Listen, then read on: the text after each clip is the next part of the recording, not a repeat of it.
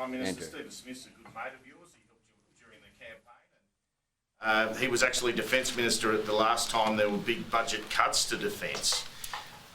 Will this review contain perhaps some provision for cuts to several programs in order to pay for the nuclear submarines? And how confident are you, given the nuclear submarines of 20 years ago, that that is what is going to be required for Australia at that time? Look, I'm very confident that Stephen Smith, along with Angus Houston, are the right people to do this review.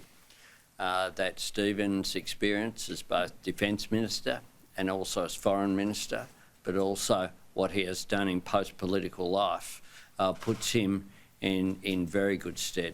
It is true that, and I concede, that Stephen is someone who I have a long association with.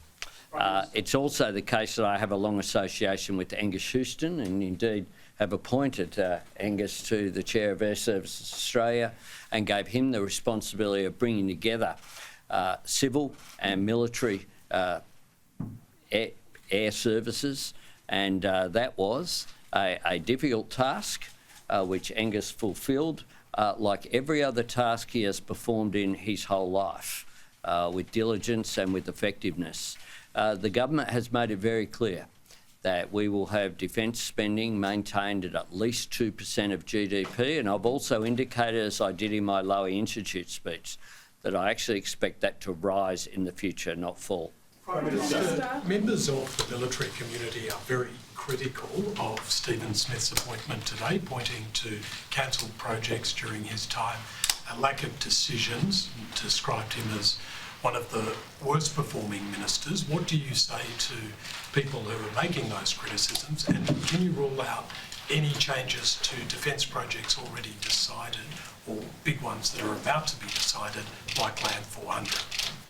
Well, I'm sure that you follow these debates quite well, and as someone who follows these debates, you will know that there is a gap there between what has been promised and what has been delivered.